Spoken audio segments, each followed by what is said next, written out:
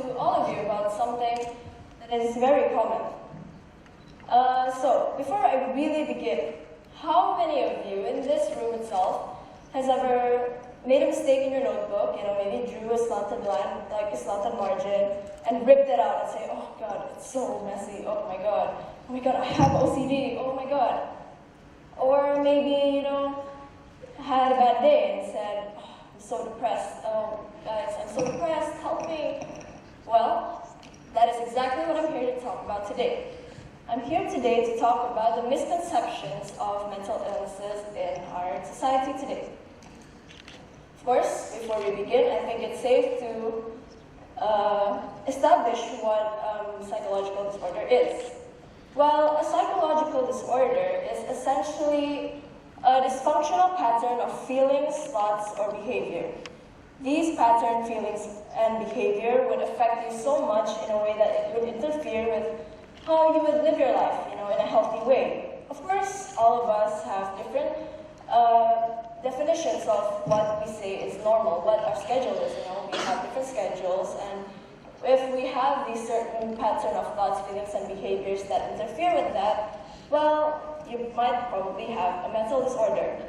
So, which brings into the perspective that you drawing a slanted line on your notebook and, not liking messy things, being neat and fastidious, that definitely does not make you have OCD. Okay, so what is OCD? OCD stands for Obsessive-Compulsive Disorder. See, and not a lot of people know what it really means, and they just throw this mental illness around, they just use it in their day-to-day conversations. So this is what I'm here today to talk about, what OCD is. Well, OCD is essentially characterized into having unwanted patterns of feelings, thoughts, and behaviors. Like, for example, washing your hands. Washing your hands is a behavior that has been reinforced to you maybe as a child. Like, your mom's like, hey, you have to wash your hands before you eat or else. And then that gives you that stare. You're like, oh my God, I have to wash my hands. Okay, so you wash your hands. So that in itself is reinforcement. Now that reinforcement becomes so reinforced into you that you keep doing it again and again. And they slowly become obsessions, and you keep doing it. And then they become compulsions, that you're just compelled to do it. You just have to do it, or else the world is going to end, That is what OCD essentially is. So, to be considered to have OCD, you have to have these following symptoms right here. Then you could say, oh, I have OCD. Again, being neat and fastidious does not mean you're OCD. Let's just clear that out right now. So, for you to have OCD, you have to have patterns, feelings, and behaviors that are repetitive and have obsessions, compulsions, or both. They have to be time-consuming. They are not better explained by another mental disorder, or they are not caused by medication. Now that is OCD. So now you know what OCD is. Maybe we should, put it in perspective and just keep it in mind every time you want to use it. Depression. Yes. Depression is one of the mental illnesses that we always take for granted. We always use it all day, every day, on social media, in chats, in day-to-day conversation. Of course, there is no definitive meaning on what depression really is, because depression does mean sadness. Depression does mean feeling sorrow. Depression does mean feeling melancholic. It is sadness. Depression is sadness. But being sad for a day because maybe you failed your chemistry test or your BM test, it does not mean that you have depression. There's a list of criteria established by the DSM, or the Diagnostics and Statistical Manual for Mental Illnesses, to actually put you into the category of being depressed. So these symptoms, and you have to experience 5 of these symptoms in a period of 5 weeks to then be able to say, yes, guys, I'm depressed.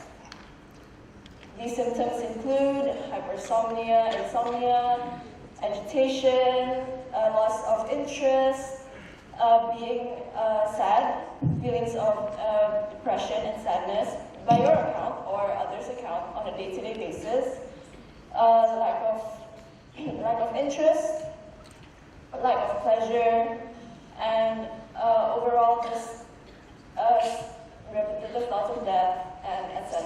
Of course, there are many other symptoms out there which we should all take our time to really get to know and to really understand. Because, like I said before, these mental illnesses are not a big deal. Are a big deal. They are usually taken as something very light, as something, mental illnesses, whatever. But we really should stop that, because we shouldn't take something very important that affects most of us in this world very lightly. Yes, there are two types of illnesses. Of course, there are physical illnesses and mental illnesses. But we really should put them on the same ground, on the same platform. We should give them equal importance. We shouldn't give one more importance than the other. Of course, you wouldn't say to a bald person, "Oh, hey, you're so bald. You look like a cancer patient. Ha, ha, ha, ha, ha." Of course you wouldn't say that, right? Because you know that's insensitive. You know that is wrong and degrading. Well, if you can understand that that particular joke is insensitive, then why are you still using, "Oh, I have OCD, oh, I'm depressed"? Why do that? Because they're both essentially the same thing. You are making joke, you are making light of something very important that people who actually suffer it go through. You know, it's making light of these very difficult situations for them. So that is the point of my talk today. We should really stop and try to educate ourselves and try to understand on what mental disorders are, or what the words that we use really mean and really are before we really use them. Thank you.